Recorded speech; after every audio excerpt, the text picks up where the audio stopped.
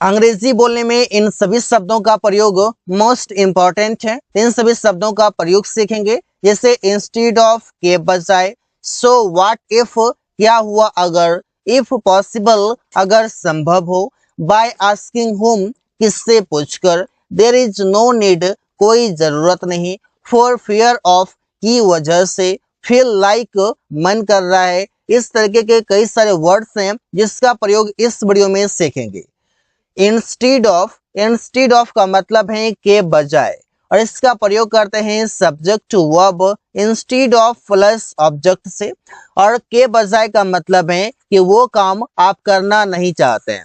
इससे वो चाय पीने के बजाय कॉफी पीता है। ही ड्रिंक्स कॉफी, वो कॉफी पीता है इंस्टीड ऑफ टी, चाय के बजाय। रमेश फुटबॉल के बजाय क्रिकेट खेलता है। तो पहले बनाइए, रमेश क्रिकेट खेलता है, रमेश प्लेज क्रिकेट, फुटबॉल के बजाय instead of football.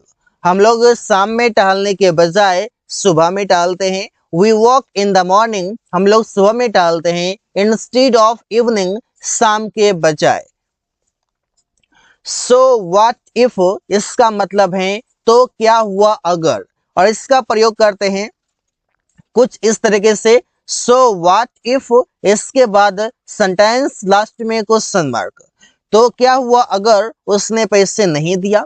So what if did he not give money. तो सो व्हाट इफ का मतलब हो गया तो क्या हुआ अगर।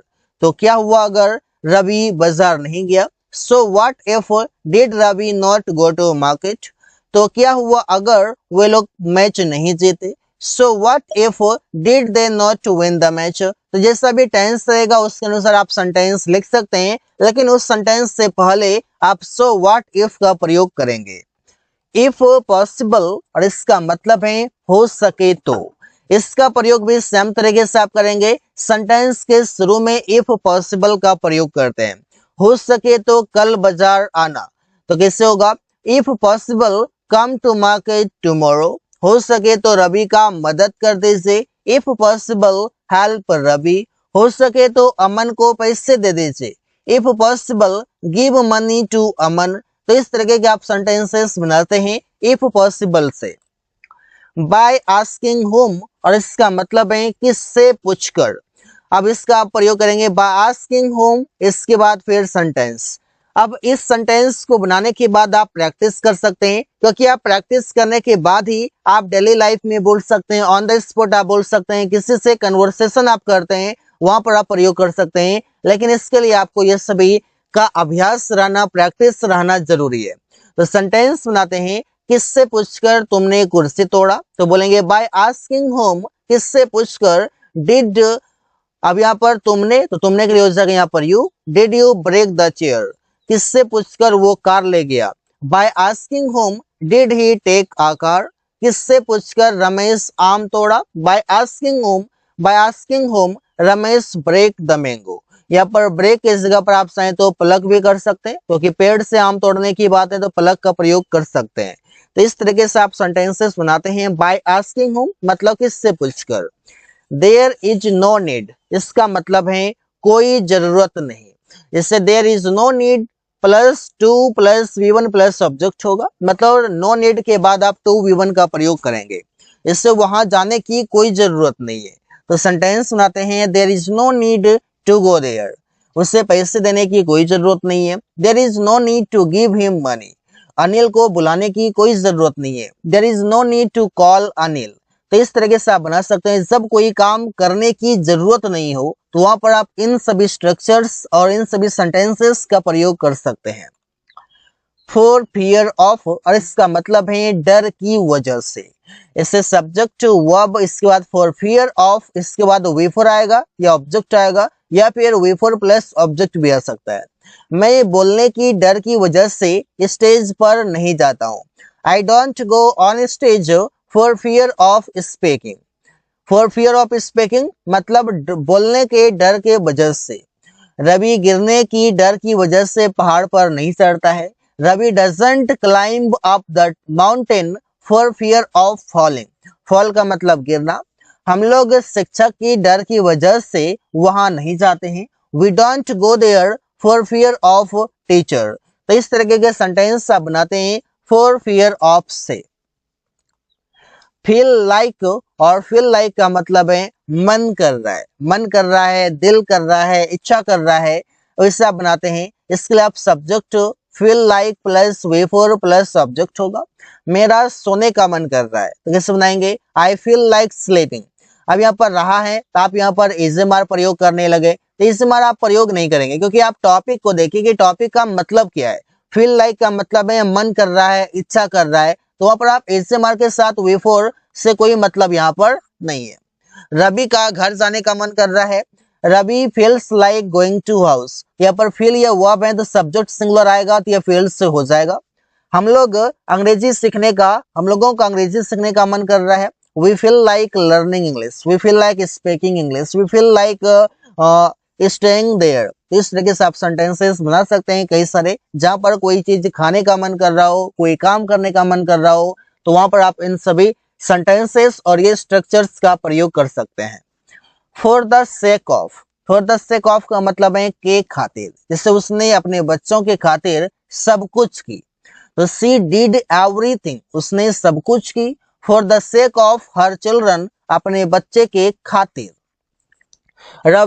रवि देश के खातिर मर गया, रवि डाइड, रवि मर गया for the sake of country, देश के खातिर।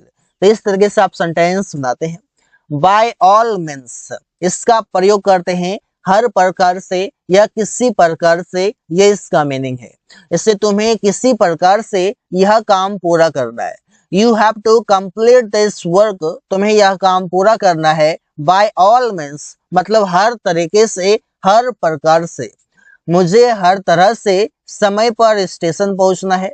आई have to reach the station, मुझे स्टेशन पहुंचना है ऑन टाइम, समय पर। बाय ऑल मीन्स हर तरह से, हर प्रयास से, हर कोशिश से। In case of, in case of का मतलब है के हालात में, के दशा में, के स्थिति में, इस तरीके से। इससे गरीबी के हालात में तुम्हें पैसे कमाना चाहिए। In case of poverty you should earn money, इसे बनाते हैं।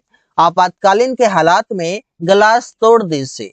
In case of an emergency, आपातकालीन के हालात में ब्रेक द ग्लास, ग्लास को तोड़ दीजिए। In the case of, in the case of का मतलब है के संबंध में या के मामले में, दोनों तरीके से आप प्रयोग करते हैं। कहां पर प्रयोग करेंगे, सेंटेंस के लास्ट में। इससे बीमारी के संबंध में मैं कुछ नहीं जानता हूं, मैं कुछ नहीं जानता हूं, आई डोंट नो एनीथिंग।